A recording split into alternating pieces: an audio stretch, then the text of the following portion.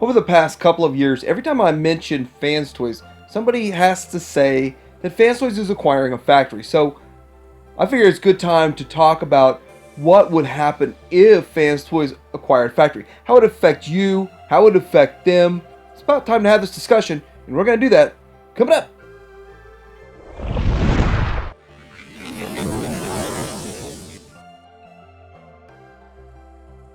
I'm going to start off by a comment that I read in the comments section that really sums up the third-party masterpiece companies, and I should have taken a screenshot of it, but I probably will do that in the future.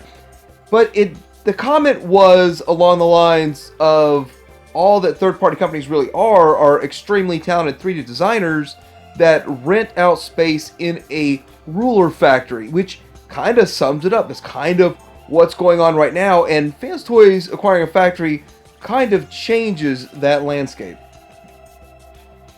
So the first major point, and it's probably the biggest point, what excites the most people about the idea of Fanstoys getting their own factory, would be the number of new releases per year.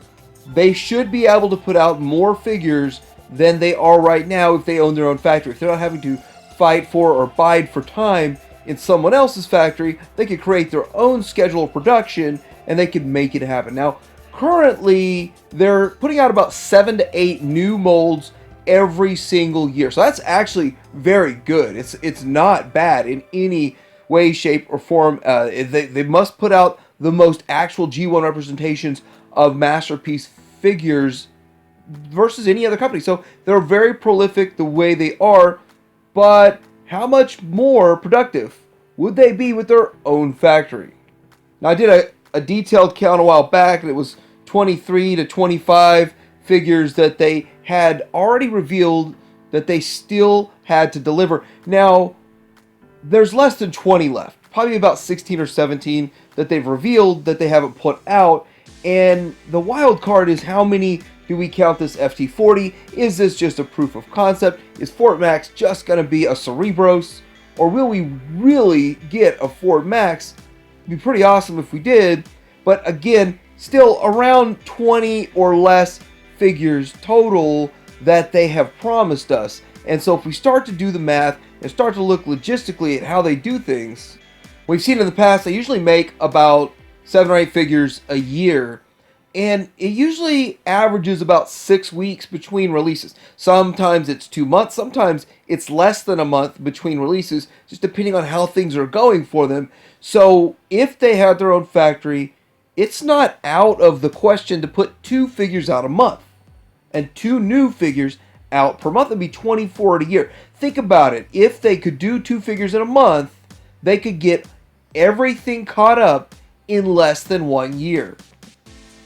So speaking realistically, some figures might not be ready in time to meet that 2 figure per month. Sometimes some of the figures need more time. They run into some problems, some issues that they have to overcome, such as with their Blitzwing. Now, that's kind of a whole redesign. Scrap and redesign is the way it looks. It's almost 75% different from picture to picture. So I can see that, I can understand that, and so maybe they wouldn't be able to put out 2 per month consistently, but some other figures, such as mini-bots, don't have as many parts, they're not nearly as complicated, so they could probably bang out more of those in the mix. So maybe they won't get 100% caught up in 12 months with 20-something releases, but they'll get most of it caught up. So what I see possibly happening is somewhere along the line, they introduce a new figure. They do some more reveals. They get halfway caught up, start putting out more reveals, and those reveals come a lot faster. Instead of waiting 3 years from the time they reveal it to the time it's out within a year. So kind of the thing that you see with Takara. Takara puts out a reveal and we get it 8 months later, and it's usually really close. Maybe they're a week to 3 weeks delayed, but they're coming out pretty close. So that's another thing that they could get the figures out a lot closer, have dates for us that would be a whole lot better, and they could stick to a production schedule a lot closer. Guaranteed it won't be perfect, it won't be exact, but it will be a lot closer, and we won't just be left waving in the wind and waiting and seeing when will this figure come out. The next part of the equation would be the reissues. Like how often, how frequent would we see reissues? Now we do see quite a few reissues peppered in throughout the year, usually about 3 to 5 a year lately it seems like. And they're usually more of the newer molds. Maybe they'll get back into the older molds. Now I have heard a lot of stuff about Dinobots, and they have quite a few parts for almost every Dinobot available, and that's kind of an interesting factor there, that they still have Dinobots on their mind.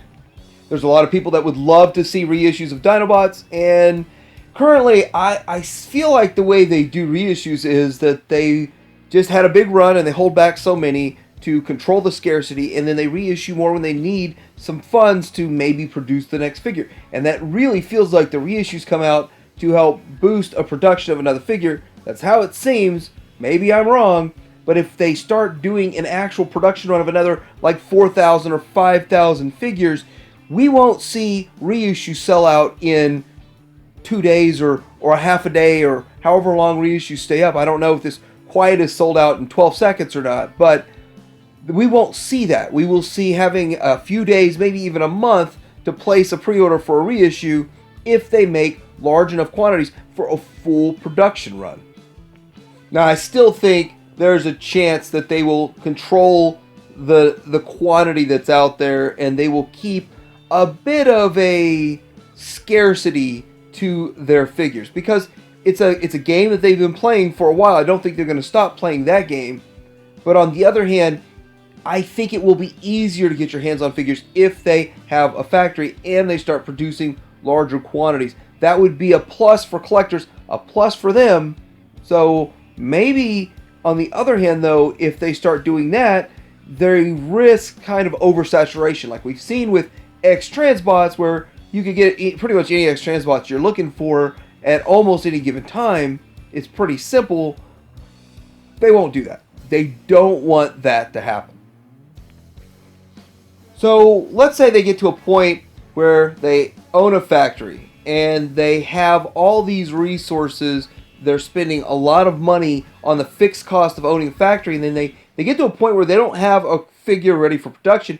They're obviously going to have downtime in there. They're going to have to rent out their space. They're going to have to produce something other than just action figures in this factory occasionally. What will they produce? I mean, maybe some face masks or something.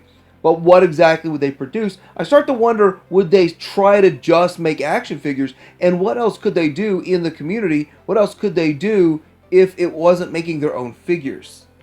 Now, obviously, they wouldn't want to produce X-Transbots or MMC or someone directly competing with them. But I could see them taking on a commission kind of deal where they are producing figures that don't directly compete with them. Maybe such as this Purple Potato, or maybe Purple Potato kind of companies, or companies that are making Bumblebee type of Bumblebee movie Transformers.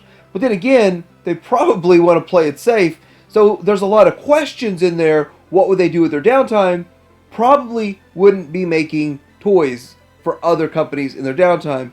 But it's always a thought. It's always a curiosity, like, what would they make in their downtime?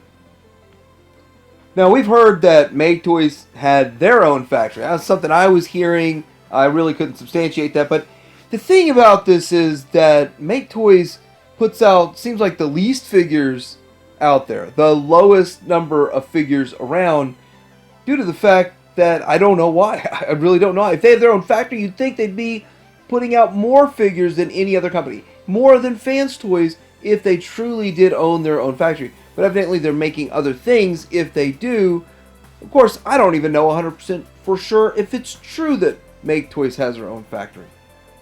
And then there's a whole lot of other headaches and issues that go along with owning your own factory, such as staffing your factory. Obviously, you're going to need quite a few people in there working to make these things, and the human resource department having to employ more people and deal with that. Like, it's kind of a headache they don't exactly have to deal with directly right now, more or less. They'll probably will have a big headache dealing with that coming up if they own their own factory. There's a lot of things that you don't think about which could also slow down production. Obviously, we saw last year production slowed way down due to human resource issues.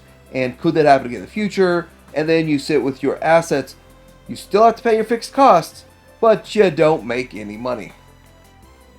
So next up, they have more control over their QC, which Fanstoys really doesn't have a major issue with their quality control. They've had a couple of minor issues with a couple of their figures, really nothing super major, nothing like we saw with the Lock figure from X-Transbots, but they have more control. Having more control over your quality and your production is a big deal, and it is really a good thing.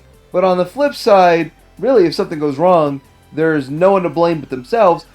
Seems like they got a winning formula now. Would owning their own factory take a step backwards? I mean, that's always a chance that they're taking because they have to start from scratch. They have to get their own crew. They have to do a lot of things themselves that they didn't have to do before, theoretically, so that could possibly be an issue.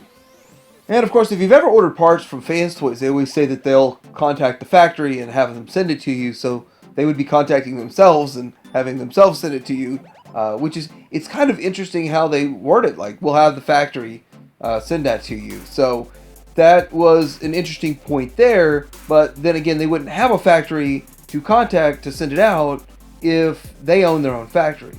So that's kind of strange. Again, I go back to, they kind of got a good thing going the way they do it. Do they really want to get their own factory? Do they want to take on all these headaches? But the thing that gets me the most excited is the possibility of new reveals and them coming back with more figures that we haven't seen before. What else would they do? What else would be on their plate if they could get their own factory and get 100% caught up? Where do we go from here?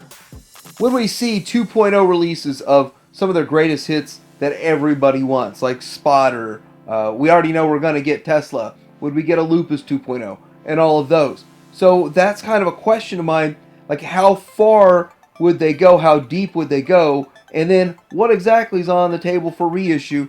And what else do they have up their sleeve? So that's where I want to know what you guys think. What do you guys think about Fanstoys getting a factory? Because guess what? Everybody wants to mention Fanstoys getting a factory. So what exactly do you think about it? How much would this impact the way they already do business? What do you think? And how excited would you be if they doubled or tripled the output? Would your wallets be excited? Let me know in the comments below. Like and subscribe. Tiberium Hanger. Ow.